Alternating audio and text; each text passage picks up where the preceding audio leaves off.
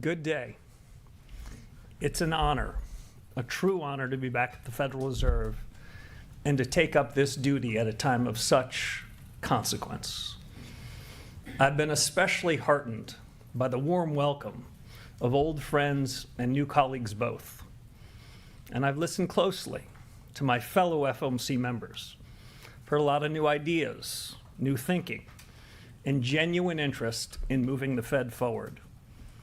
This week's FOMC meeting exemplified the very best of the Fed's traditions: rigorous debate, open-mindedness, commitment to mission, responsibility, and accountability for performance. In this business, they all add up to one thing: getting monetary policy right, or as near to it as we can do. That is our North Star. My colleagues and I are here to serve our legislative remit, which you've heard us say before: price stability and maximum employment. And these objectives guided our business in the meeting just concluded. As you saw a few moments ago, the committee decided to maintain the target range for the Fed funds rate at 3.5% to 3.75% in support of the Fed's dual mandate. The committee also reaffirmed its policy of maintaining ample reserves in the banking system. Economic activity is expanding at a solid pace, despite elevated uncertainty that owes in part to the conflict in the Middle East. Productivity growth and capital investment both strong. Job gains have kept pace with the workforce, and the unemployment rate has changed little. We recognize that inflation has been running well ahead of the Fed's long-stated inflation goal of 2%. That's been going on for more than 5 years. Persistently high prices are a burden for the American people. But the recent past need not be prologue.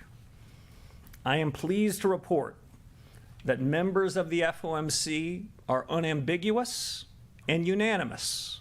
This committee will deliver price stability. At any institution, a change in leadership is a natural and timely opportunity to reaffirm its mission, to review current practices, and to consider whether those practices best meet our objectives. My Fed colleagues and I will be working in close collaboration to ask what changes might improve the conduct of monetary policy. On that score, you might have already noticed something: a difference in today's policy statement.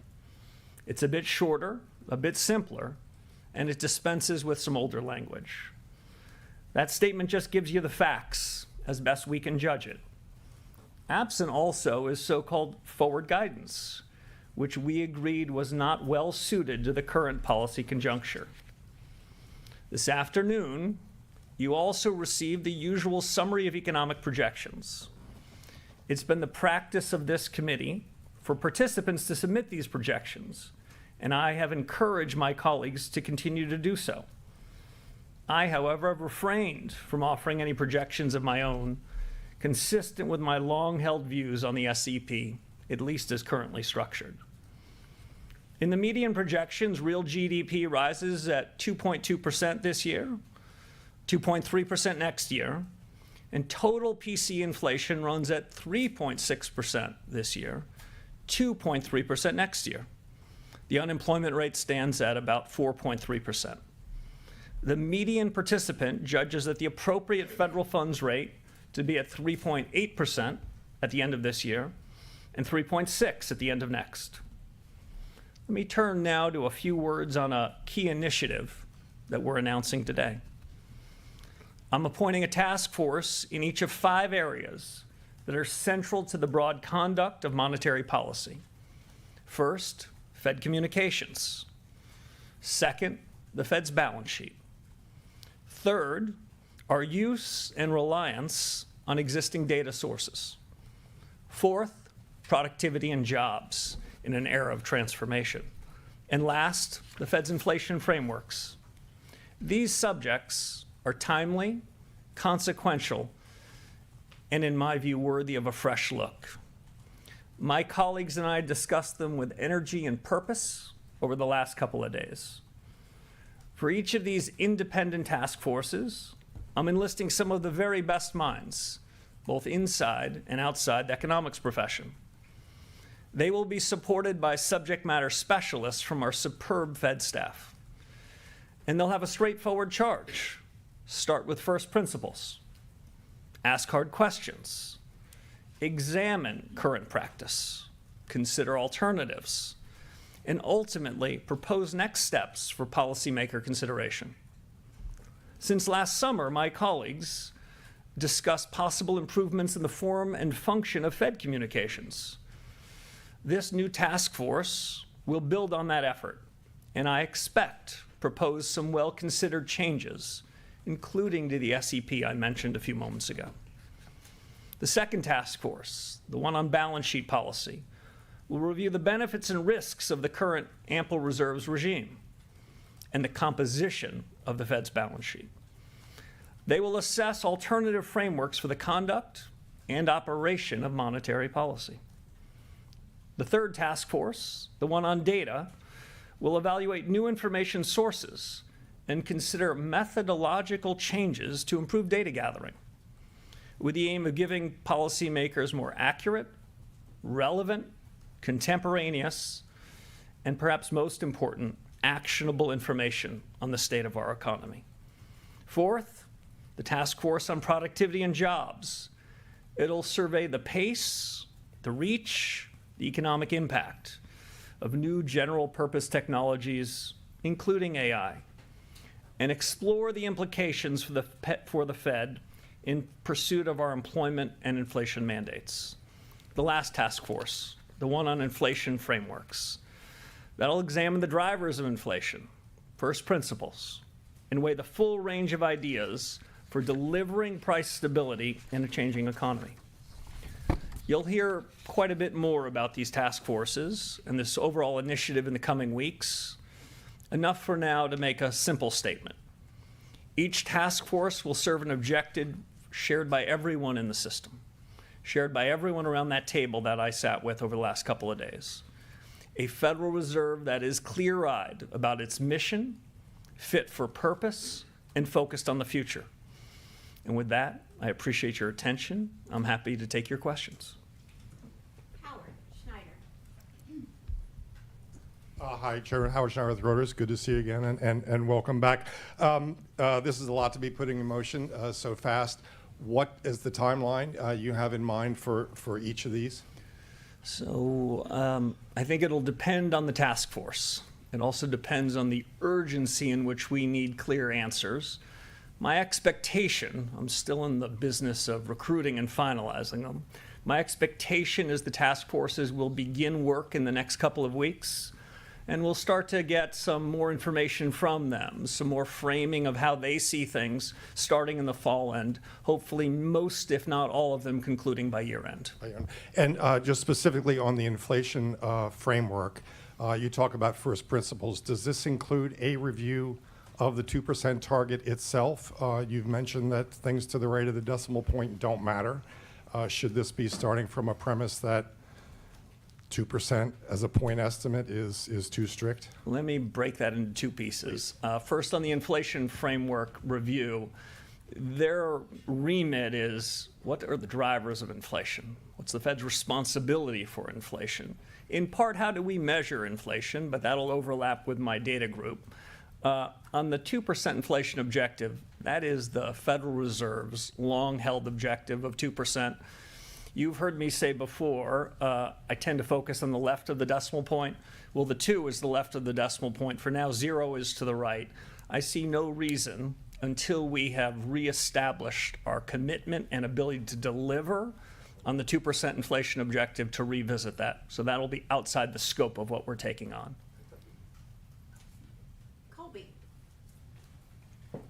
Thank you so much. Colby Smith with the New York Times. You've in the past said that inflation is a choice, and in the policy statement, it includes this pledge to deliver price stability, as you've reiterated today. But looking at the SEP, the bulk of your colleagues expect core PCE to run around 3.3% by year end, and for the 2%, inflation target not to be reached until 2028. So I'm curious how patient you think the Fed can afford to be at this juncture in terms of waiting for one-time inflation waves to wash through and for underlying inflation to step down after so many years of inflation running above target, and under what circumstances you would support the Fed taking some action and raising rates. Sure. So quite a bit there. Let me try to break that into pieces. First, we have the capability and commitment to deliver on our price stability objective of 2%. That's exactly what we're going to do. In the Fed's review of its strategy over the last any number of years, in January, the Fed, including the strategy that we're still bound by, the Fed statement says that inflation is primarily determined by monetary policy. You bet it is. I've said for years inflation is a choice. You bet it is. And today I'm announcing that this committee unambiguously and unanimously have decided we are going to deliver on that. The rest of your questions sounded like an encouragement for me to give forward guidance. We've dropped forward guidance. Some along the committee, I think, dropped it, I suspect, from our discussion the last couple of days, because they said at this moment in time, it doesn't feel as though providing forward guidance is right. Others have, I'd say, different views and think as a general proposition, forward guidance isn't the business we should be in. But that'll be taken up by the Task Force on Communications and my policymaker colleagues. We're going to listen hard to what the experts say and make our own decision. But I can't give any forward guidance about what we're going to do next. The good news is we'll be meeting in 6 weeks. So just following up, I guess, on the current policy settings, then I am curious how restrictive you think things are at the current moment, given the flow of data that we've seen and, you know, forecasts that are coming down the pipeline. Yeah, I've heard characterizations both inside and the Fed about that. I'll give you my own. It's uneven.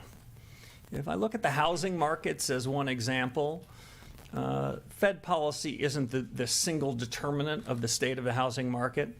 But broadly, I would say there, Fed policy appears to be somewhat restrictive. I would have a hard time managing to say those words if I were to see what's happening in financial markets. So I'd say it's uneven. That's perhaps a function of different transmission mechanisms of monetary policy, whether monetary policy is coming from our interest rate tool or our balance sheet tool. But the good news, we have a task force on that too, and the balance sheet task force will be looking more at that subject. You've said you don't like forward guidance. You dropped it from the statement this time. But with the dot plot, 9 members suggested that they want a rate increase by the end of the year. And the markets have taken that as forward guidance. So what does this mean in terms of how you guide the markets and in terms of what the dot plot's future is?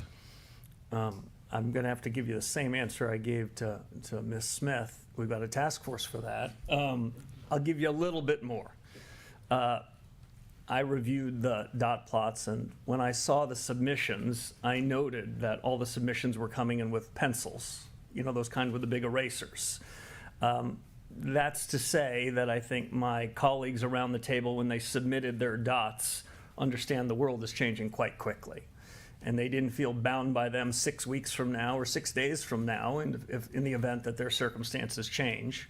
I'll note a couple other things. What I heard around the table was, as they submitted their modal forecasts, to be clear, weren't this was more likely than not. This was more likely than their other scenarios. So I didn't hear tons of conviction. What I heard was the kind of humility that I think we should have. I did not submit a dot. For me, it's not helpful in the conduct of policy. I suspect by year end, as I mentioned in my opening statements, there'll be a review about communications broadly, press conferences, dots, meetings and the like, transcripts, minutes. This will be part of that. I don't want to prejudge the outcomes there, but I'm pretty open-minded about what they could be. And I was just incredibly impressed over the last couple of days. My colleagues over the last 2 days, and frankly, over the first 3 weeks I've been here, they've been very open about changes. Change isn't easy, change is filled with risk, but our number one goal is to get monetary policy right. The way to get monetary policy right is to deliver on the remit that Congress gave us, to deliver on price stability, and there was no disagreement on any of those points. At the risk of possibly getting the same answer about task forces, communications, what is your feeling about these news conferences? Are you going to continue one after every meeting? Do you find them useful? What is the future for the way Kevin Warsh will communicate? Well, this one's probably got another 15 or 20 minutes in it, so I don't want to prejudge the outcome. Press conferences can be a very useful way to communicate with households, businesses, and more broadly through using the likes of you. I had a great old mentor named George Schultz, and his mantra was press conferences are useful, but when you have one, you want to make sure you have something important to say. Today, I think we had something important to say about our commitment to deliver on price stability, our commitment to rethink practices with an eye of moving the Fed forward, and to give you and the American people a sense that these aren't idle thoughts, these are concrete thoughts, that we're going to seek out the best minds, both the best thinking inside of the Federal Reserve and the best people I know in business and economics and the academy and technology and the rest, to share their views. That's what we're going to be doing here, the pursuit of truth. I think we're going to come up with some new and interesting things. We made some changes today. I expect more changes to come. And some of those might well be worthy of a press conference. Chris Rugaber. Hi, Chris Rugaber at Associated Press. Thanks for taking our questions. Could you give us a sense of how you see inflation more in the long term? I know you may not want to comment on the ups and downs, but is this mainly driven by energy prices in the Iran war at this point, or do you have any concerns about underlying inflation pressures in the economy? Thank you. So I can't do much better than the committee just did, so let me restate it. Inflation remains elevated relative to the committee's 2% goal, in part reflecting supply shocks that have driven price increases in certain sectors, including energy. The paragraph goes on to say, but to be clear, the Fed will deliver price stability. My own judgment is the committee spent quite a bit of time, not just in 2 days, but over iterations of a couple of weeks. That's what we're prepared to say about inflation, but the commitment to deliver is strong, unanimous, and unambiguous. And that's, I think, an important message. We've missed for 5 years, and we're going to fix that.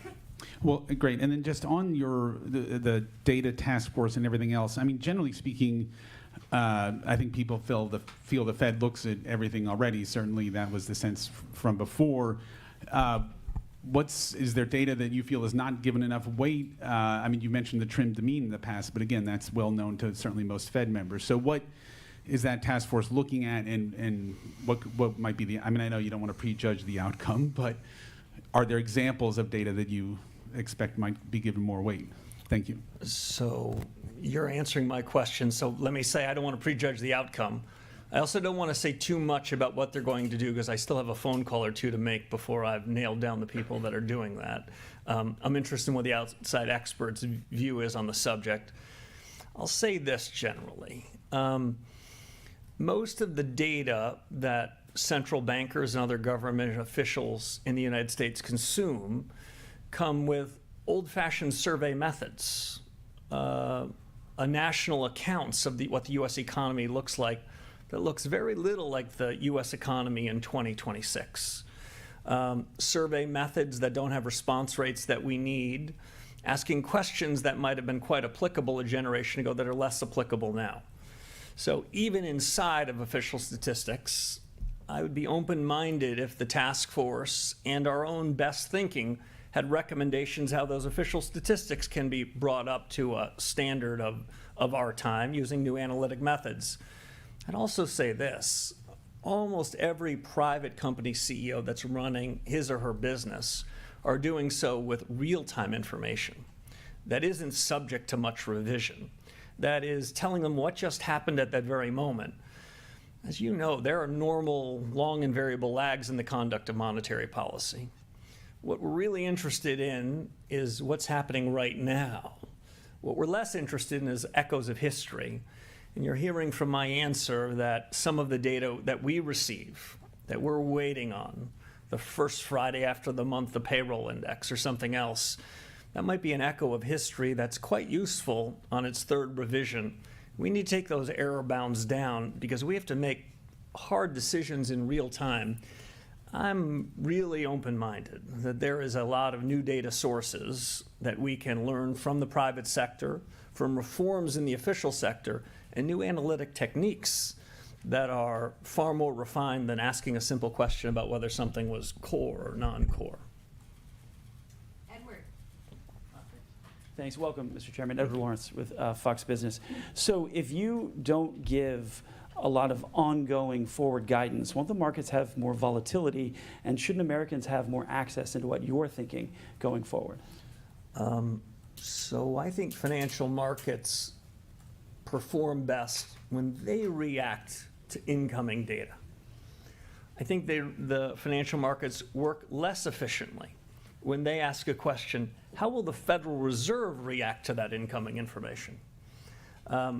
The more that markets are paying attention to what's happening in the real economy, deciding what's good data and what's less good data, the more financial markets can price what they believe is the most likely and what are the tail risks. Financial market prices are probably the most important source of information to guide central bankers. But when all the financial markets are doing is reflecting back what we've said, then we're taking the most important source of information and we're being blind to it. I'd like us to create a system where those blinders come off, where markets are following data that they efficiently think is reliable, and they'll be watching data, we'll be watching data, they'll come with better information through market prices to us, we can make more informed decisions, with ultimately the goal that I said at the outset, deliver on the price stability objective that Congress told us to do, and that we've got to get in the business of doing. Yeah, if I could take you in the meeting a little bit. This is your first meeting. The board members seem fairly hawkish when you listen to, in general, when you listen to what they're saying. Was there any discussion of a rate cut going forward today? There was one proposal on the table. There was no discussion of any other proposals. The discussion on that proposal, I would say, was quite limited. The group was unanimous and unambiguous on it. It has been the practice of this central bank and others to have a range of alternatives. Today we had one. I thought it furthered the discussion, deepened it, and made it clear what we needed to do and how we needed to deliver. I wouldn't prejudge what happens in the future, but there was only one big subject for us. We took it on. We had a good family fight on it for a couple of days, and we ended up, I think, in a better place. Claire. Thanks a lot, Claire Jones, Financial Times. Coming to this blind, reading this very nice short statement that I think we've all appreciated in the room, one might wonder why you didn't raise rates today, considering what you're saying here about the risks to US inflation and your mandate. I guess, why not, and what would you need to see in order to get to that place? And secondly, on your task forces, are there any best practices at other central banks that you'd consider looking at? Thank you. Yeah. I'm glad they're in the practice of giving you two questions, because my answer to your first question was going to be very curt. I've got nothing more to say than the statement itself. And to the point of the question I got before, market reactions to what we say unfiltered, I think, is more helpful than having delivered a statement at me than improvising further upon it. Best practices of task forces. This is a subject I've thought some about. I've been on a task force or two in my life. Best practice, find the best minds. Ensure that the task forces have a range of people, both by backgrounds and predispositions, so they too can have a bit of a family fight. Make sure when you establish a task force that the group that's going to be the recipient of the information feels as though they've got some equities in it too. That's why we're looking for, haven't done the final roll call, some of the most significant talent we have in the building and across the reserve banks on each of these, and in some sense seconding them to this group for a period of some number of months, so that the leaders of the task force know what the most analytical central bank in the world thinks about that. They can reflect on it. And a final best practice, we're not outsourcing decisions to anybody. Administrations past and present, reserve banks have chosen a group of 19 people around the table. These will be our decisions. We can agree to some of the recommendations, disagree with others, have a good family fight about it. But what comes from them will, I hope and believe, make the discussion we have internally better, stronger, more of a dialectic, so that we can finally deliver on that price stability objective.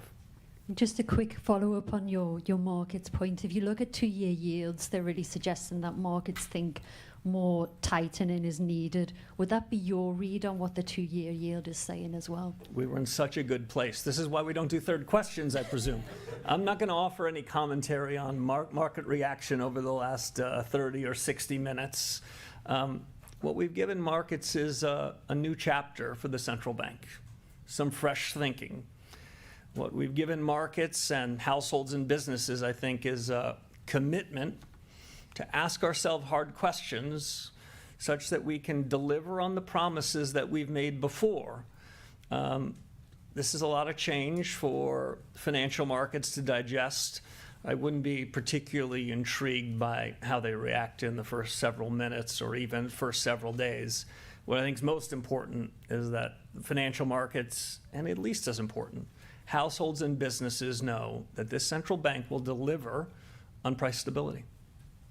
Brian.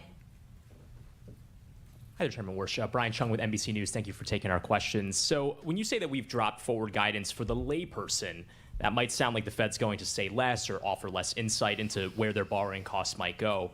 So for the person that maybe you might run into at the grocery store, where the price tags are rising at a faster pace than their wages at the moment, how would you explain it to them? I don't know if task force might be the answer there, but how would you kind of communicate this era, this chapter of the Fed? If I told somebody in the milk aisle that I had a task force for that, I think that would be doing a very poor job, so I appreciate it. If I saw somebody in the grocery store, what I would say to them is that we cannot have a very significant effect on particular prices. The price of oil in the markets today, or even the price of a dozen eggs, that does not have first-order consequences to what we're doing. But we do have a really important job there, and it's to make sure that those changes in oil or beef or eggs or milk don't broaden in the economy, don't have second and third order effects. That's our job, that's our commitment, that's our capability, and we're going to deliver on it. And then is the Fed's relationship with the Treasury also under review? There was the normal breakfast meetings with the Treasury Secretary. Is that something you intend to continue doing? And have you had conversations with the President since you're swearing in? So on the President, I don't have anything for you.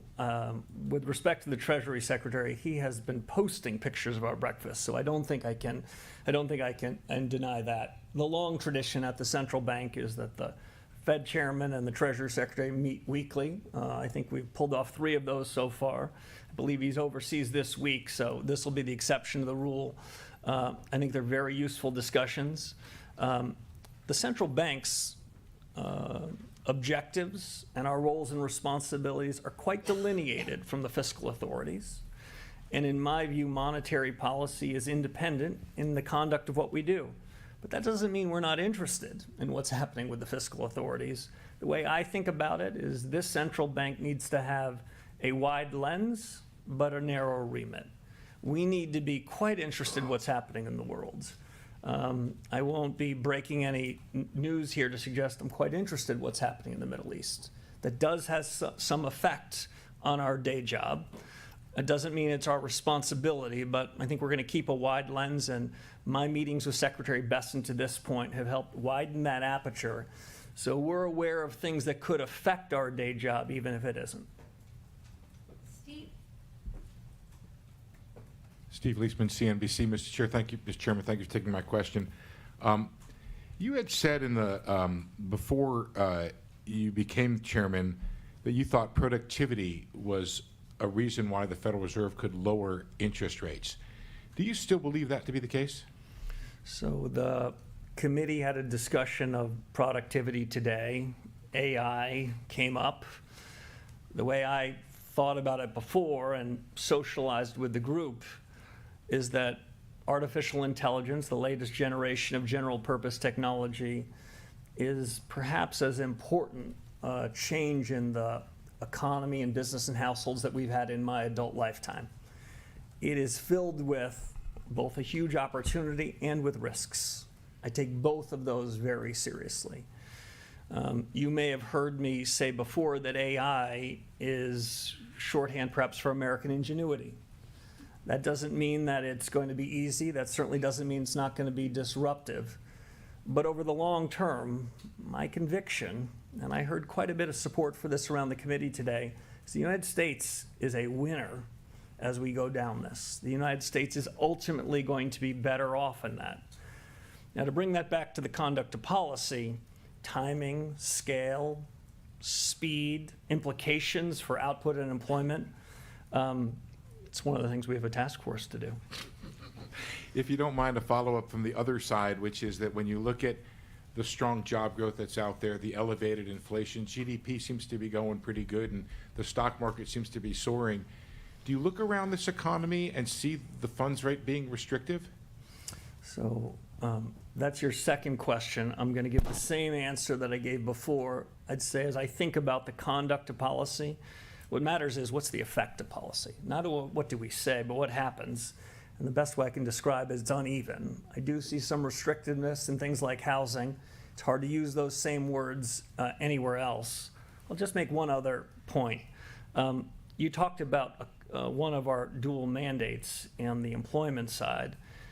I don't believe that we have a cruel choice. I don't share the view that was expressed a few generations ago that Federal Reserve chairmen show up at a podium like this and say, you got to choose.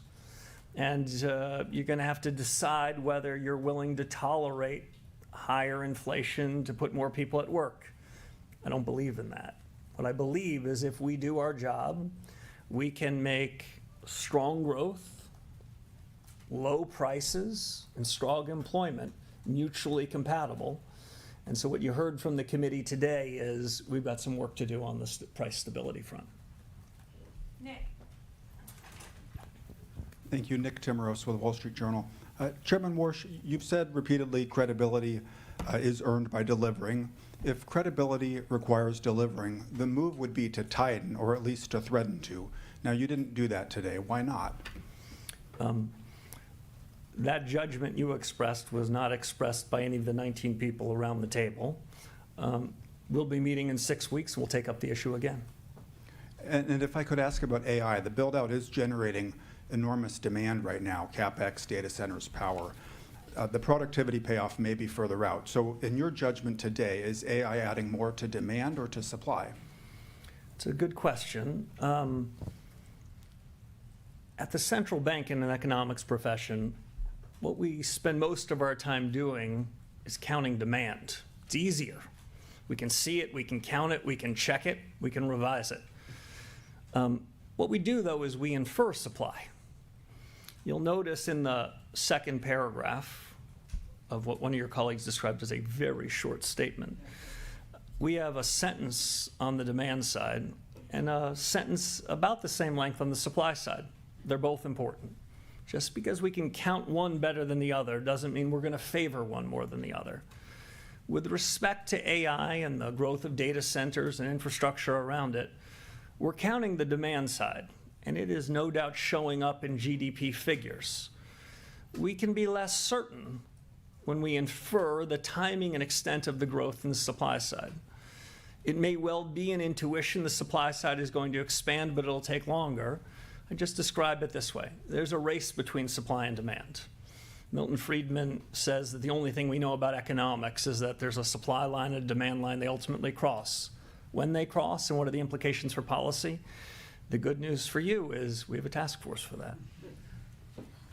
Andrew. Thanks, Mr. Chairman. It sounded like on the task force on data that you were looking at overhauling or completely overhauling the system of national accounts, the way the government minds the economy. Is that your ambition? In a word, no. In a few words, much of this data gathering happens in other government agencies to which we owe a tremendous amount of respect, tremendous amount of deference. But if in the course of this we come up with recommendations, which Fed staff have already begun to develop, about things that they could be doing to help inform us as policymakers, we're not going to hesitate. Again, I don't want to try to delineate the four corners of the research of the task force on data, but I do think there will be a review of official statistics, and at least as important, a view of bringing the best practices from the private sector and new analytical tools made possible by AI, so we can forge these into a fabric that gives us better real-time information. So as I mentioned before, when we're making decisions that we'd say are real contemporaneous data, not data that we call contemporaneous, that's really an echo of history. Okay, thanks. The other question I wanted to ask is related to the building renovations. Are you considering any changes to the renovations, the projects, just in light of the fact that they became kind of a political football in the last year? I heard something about that. I don't think I'm breaking any news, but my view, when you show up at a new institution, you should go meet with the Inspector General, just as a matter of good practice. It's a practice that I hope to continue. I've had one meeting with the Inspector General, and he told me what I believe the world knows, which he'll be coming out with a report on the building and the building projects at some point later this summer. And I'll be interested in reading the report. From my perspective, with a forward-looking glance, is there anything that we can be doing or should be doing from this moment until the completion of the project to do what we can to be good stewards of taxpayer money and make sure that we're delivering on the promises that we made? Some more work to do. You might not be surprised in the first few weeks. I've been somewhat preoccupied on other matters, but I promised to get to the full breadth of the Fed's tasks in the weeks ahead. Victoria. Hi, Victoria Guida with Politico. So I know that you did not submit a forecast, but you are the person who is authorized to speak on behalf of the FOMC. So I'm wondering if you could tell us in the SEP, the increase in the expectations for inflation, is that all because of the Iran war? What was the discussion around the expectations for inflation being higher and also potentially growth being slower? So my read of what I heard in the room reflected, I must admit, in the SEPs, is half of my colleagues thought the policy rate, given all those developments, should be at this level or lower between now and year end, and the other half thought higher. That 19th voter was me, and I didn't submit one. There's a range of views on the questions of first and second round effects, no resolution or conviction, but we'll be meeting again in 6 weeks. I think we're going to know more then, and I think that my colleagues are very attentive to incoming developments between now and then. And can I just quick follow-up on the SEP? You said that you're still encouraging your fellow committee members to submit forecasts even if you're not doing it. So what do you think is the benefit of them doing it even if you don't? That's the commitment that the FOMC made, and it's a commitment that I hope we live up to. Commitment we made was to deliver price stability. I expect us to live up to it. By the time we get to the end of this year, as I mentioned, I wouldn't be surprised if there was a new communications framework. There were some changes to the SEP. That's a committee discussion, a robust discussion. I think we'll have it. I believe we're going to come to a better mix of communications to deliver on what we promised, but I wouldn't want to prejudge what those are. But between now and then, I would continue to expect colleagues to submit their SEPs. Some of them, I think, believe that the practice is currently structured is okay, but I heard a lot of interest in real reform, generally about all these topics. You didn't ask it, but I'll answer. It was a pretty gracious couple of days, and it's been a pretty warm few weeks. The institution wants to figure out how we can do better. The institution's going back to first principles, and I'm encouraged that what we've done in the statement, what we're thinking about doing with respect to the SEP, that instinct towards a new chapter is a real one, and by the end of the year, I hope we can put some points on the board, both in form and in substance of delivering. Going to end up for the last question. Thank you, Mr. Chairman. Andy Curran, Bloomberg News. Could you guide us through, please, some of the principles that guide your own reaction function, and tell us a little bit about the kind of conditions that you think when the Fed should respond? It's going to be a very unsatisfactory answer to the final question. The Federal Reserve has a lot of responsibilities, not just in monetary policy, but in supervision and regulation, consumer affairs and payments. My own view is our credibility comes from delivering on what we're saying we're going to do across everything we do. I've devoted more time in my first 3 weeks to monetary policy than all those things.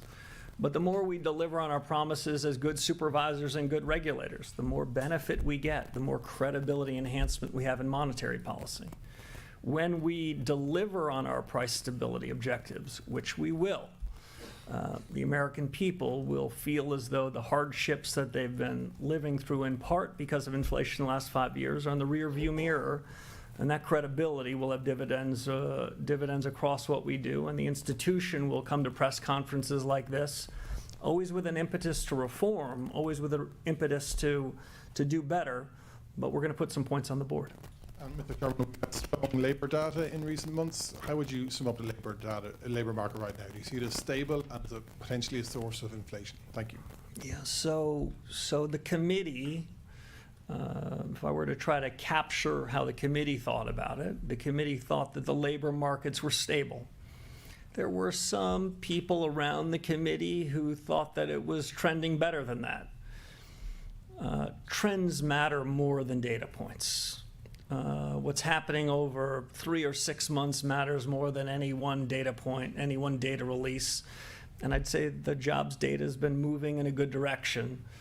If I heard one other thing around that subject over the course of the last couple of days, what I heard was that strong productivity-led growth is not something that we fear, but something we embrace. Thank you all very much.